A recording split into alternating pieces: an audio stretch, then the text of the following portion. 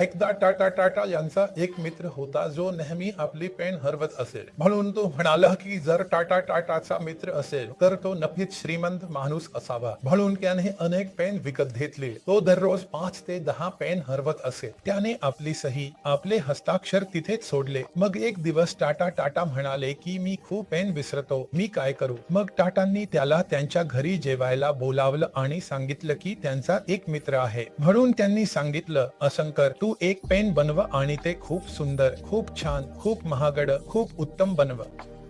मग त्याने सोन्याचं पेन बनवलं आणि त्याला सोन्याने फ्रेम केलं. आणि सोने फ्रेम केल्यानंतर त्याने पेन वापरला आणि परत आत ठेवला.